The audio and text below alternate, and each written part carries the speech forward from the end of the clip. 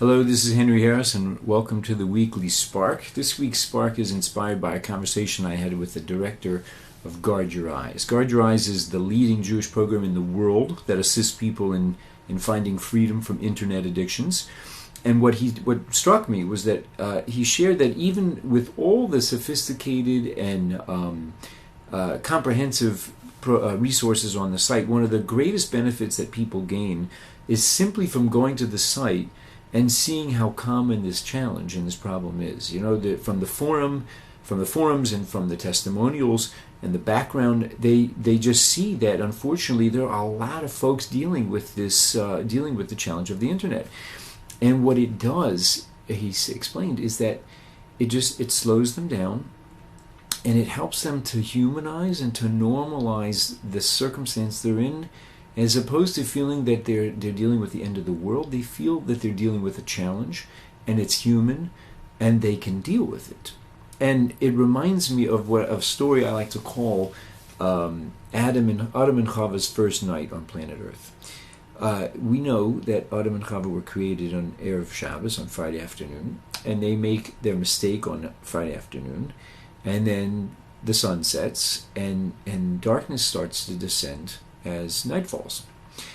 And Adam looks around at the darkness, and he says, "Oy li, woe is to me that I've destroyed the world.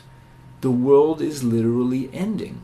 So he and Chava spend the night fasting and crying and beseeching God for mercy, and then guess what?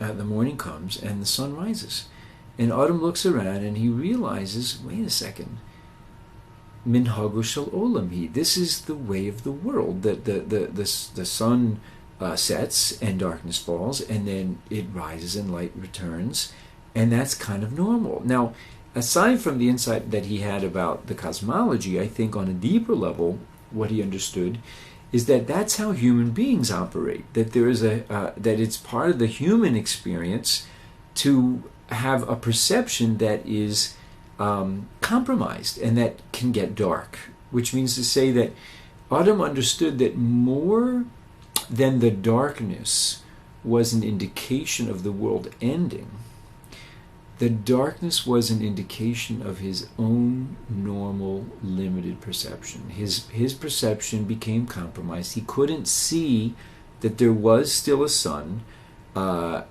he couldn't see it. And so it just calmed him down, and he realized, okay, we made a mistake, and we want to address it. But it looked different to him. It just looked very different. And I think that's exactly what these people are finding when they go to this Guard Your Eyes site, and they realize, wow, human beings are dealing with this. There's a normalness, there's a humanness to this, that it's not a stigma, it's not the end of the world. Because as much as we want to be responsible and do good and repair mistakes that we make, I can assure you that it's impossible to do that from a state of terror. It just doesn't work. We do not know how to act responsibly, insightfully, and with wisdom from a terrorized state.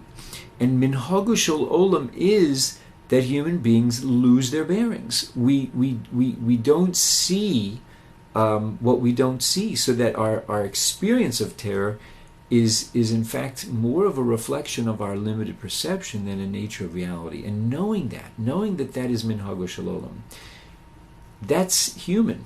That is the human experience. That is the normal experience. That's what allows us to take a breath, to recognize that there are issues and things to be responsible and deal with, and yet to recognize that the end of the world is never an actual scenario to be dealing with.